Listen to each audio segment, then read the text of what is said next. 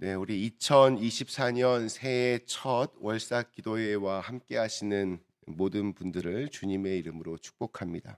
특별히 오늘 날씨도 굿인데 이렇게 함께 예배당에 오셔서 같이 이 시간을 새해의 첫 마음을 주님께 드리는 모든 분들에게 이렇게 매 주님의 전에 나와서 이렇게 기도할 때마다 하늘의 문이 열리고 또 메었던 것들이 이렇게 풀어지는 그런 귀한 은혜가 일어나기를 간절히 축원합니다. 우리 어제 함께 나누었던 이 팔복의 말씀은 심령이 가난한 자는 천국을 그리고 애통하는 자는 위로를 받을 것이라고 하였습니다. 심령이 가난하다라고 하는 것은 우리의 영혼이 완전히 파산하여서 하나님의 구원이 없이는 소생할 가능성이 없다는 것을 의미하며 또 애통한다라고 하는 것은 우리의 죄와 또 부조리와 죽음이 우리의 삶의 현실임을 받아들이는 것이라고 하였습니다. 예수 그리스도의 제자가 되고 또 하나님의 백성이 된다는 것은 우리 주님 앞에 정직하게 자기 자신을 보는 것에서부터 시작을 합니다. 그 앞에서 우리는 진실로 주님이 필요합니다. 우리는 주님의 위로와 또 구원이 필요합니다. 우리의 상처와 아픔과 또 문제와 죄악들을 내어드릴 때 주님은 우리에게 하나님의 다스리심과 위로하심 또 치유하심을 허락하실 것입니다. 이 두 가지의 복이 하나님 나라 백성으로서 첫 시작, 스타트, 내 자신을 이렇게 바라보는 것이라면 오늘 읽은 5가지의 복은 하나님 나라 백성이 이 땅에서 살아가는 방식을 말씀하고 있습니다. 우선 온유한 자는 복이 있습니다. 그들은 주님께서 주시는 땅을 유산으로 받을 것입니다. 온유한 사람이란 무엇일까요? 오늘 교회에 오시면서 다들 이렇게 주의 깊게 오늘 운전해서 오셨을 겁니다.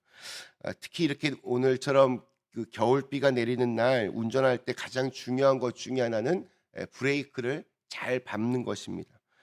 차는 가야 할 때 잘 가고 서야 할 때 잘 서는 것, 이게 전부입니다. 서야 하는데 서지 못하면 정말 큰일 납니다. 브레이크가 고장난 차량은 한마디로 살인 흉기입니다. 위험한 것일수록 그것을 통제하는 안전장치 혹은 조절장치가 매우 중요합니다. 사람에게 있어서도 이런 조절장치가 필요합니다. 자기의 생각이나 감정, 행동 등을 조절할 수 있는 능력을 가진 사람을 우리는 성숙한 사람이라고 부릅니다.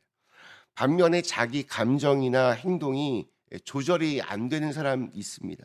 분노를 절제하지 못하고 화가 난다고 자기 기분 내키는 대로 말하고 행동하는 것.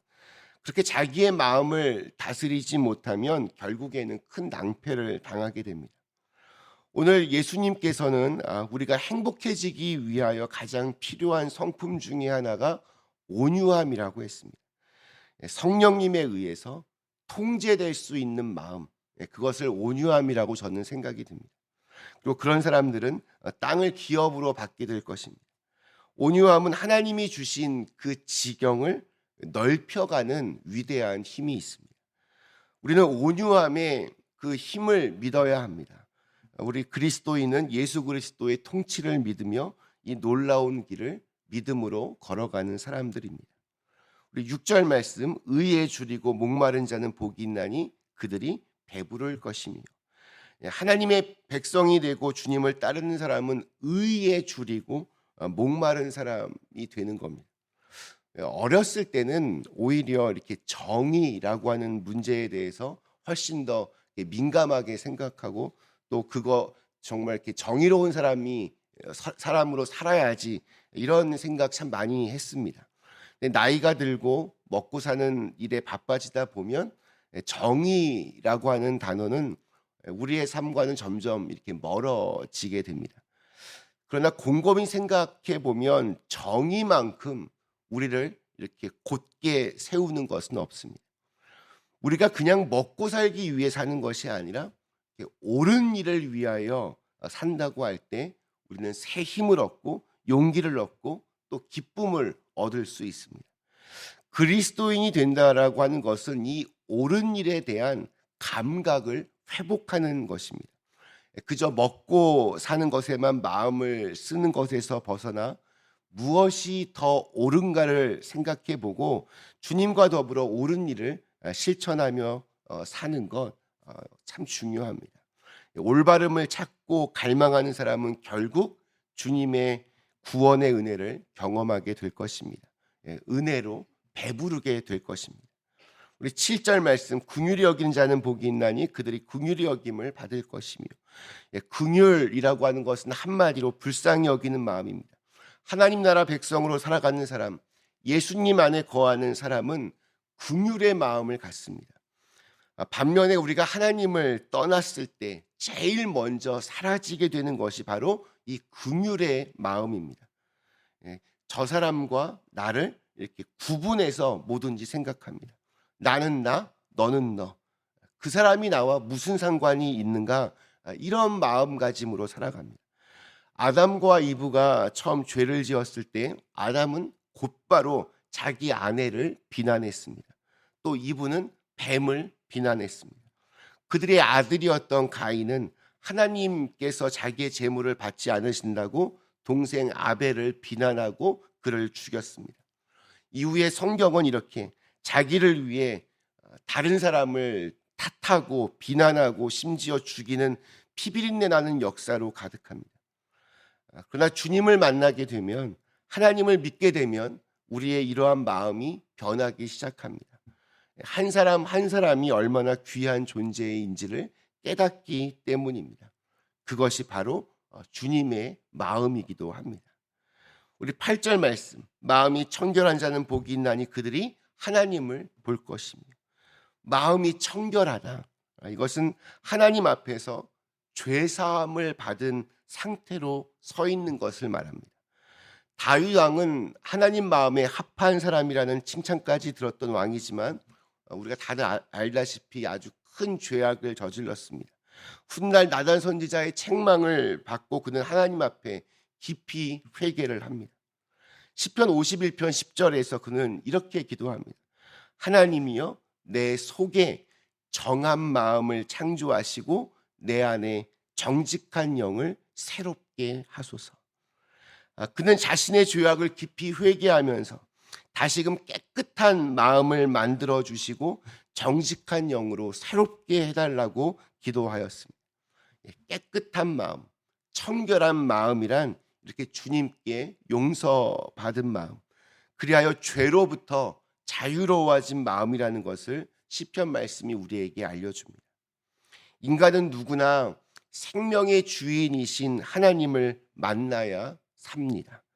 하나님을 만나는 것이 바로 구원입니다. 근데 우리 죄인인 인간이 어떻게 하나님을 내 마음대로 만날 수가 있겠습니까? 하나님이 우리에게 오셔야만 이것이 가능합니다. 그래서 예수님이 우리에게 오셨습니다. 하나님이 오셔서 만나주시는 사람, 바로 마음이 청결한 사람입니다. 그러므로 여러분, 하나님을 보고 또 만나는 것이 그의 인생에서 가장 큰 축복이요 또 행복입니다. 분명한 것은 날마다 하나님을 보고 사는 사람, 하나님을 의식하는 사람, 이 악한 세상을 이겨낼 수 있을 것입니다. 우리가 날마다 비참해지는 이유는 간단합니다. 하나님이 우리 보이지 않기 때문입니다. 왜 사람들이 교만합니까? 왜 사람들이 몰래 그렇게 많은 죄들을 짓고 다닙니까? 전능하신 하나님이 눈에 안 보이기 때문입니다. 그리고 매 순간 하나님이 좀 보이게 해주세요라고 기도해야 합니다. 그러한 기도는 마음이 청결할 때에만 나올 수 있습니다. 그들은 하나님을 볼 것입니다. 오늘 말씀에 나오는 마지막 복은 화평입니다. 화평하게 하는 자는 복이 있나니 그들이 하나님의 아들이라 일컬음을 받을 것이며. 우리가 세상을 살아가다 보면 사람이 살아가는 세상 속에는 늘 갈등과 다툼이 있습니다. 모든 사람들이 생각하는 것이 다 다릅니다. 살아온 환경이 다르고 처해진 상황이 다르고 사람마다의 어떤 성향, 가치관 다 다릅니다. 사실 결혼해서 살면 아내에게서 남편에게서 그런 것들을 아주 절절하게 느끼게 됩니다. 아, 사람이 정말 다르구나.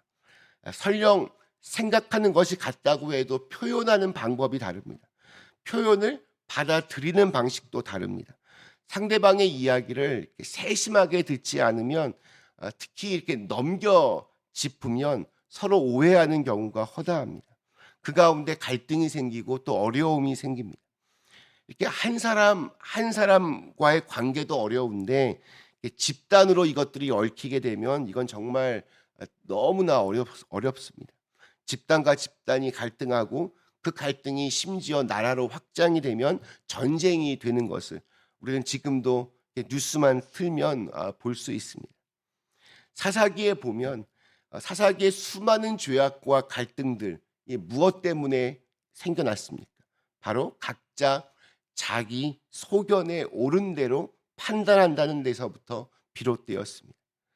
그렇다면 이러한 갈등을 줄이고 좀 화평을 이루기 위해서 우리는 어떻게 해야 하겠습니까? 그것은 자기를 죽이는 데서부터 시작됩니다. 다른 사람의 생각을 좀 헤아리려고 애쓰는 것. 그 사람이 하는 말만 보는 것이 아니라 그 사람이 지금 처한 상황까지도 같이 읽어주는 것. 이해되지 않는 부분을 사랑으로 메꾸어 주는 것. 그렇게 서로가 용납하고 용서하면서 품어주는 것으로부터 우리가 화평을 이루는 길을 가게 됩니다. 우리 주님께서 그렇게 우리를 대하셨습니다. 만일 주님께서 모든 순간에 아주 엄중히 잘잘못을 우리에게 가리신다면 우리 중에 누구도 살아남을 사람은 없습니다. 그러나 주님께서 기다려 주시고 또 용납해 주시고 사랑해 주셔서 우리는 살아갈 수 있는 것입니다. 그리스도인은 그것을 깨달은 사람입니다. 나도 주님이 내게 대해 주시는 것처럼 다른 사람을 대하는 것, 우리 공동체를 그렇게 만들어가는 것, 그것이 화평케 하는 사람들입니다.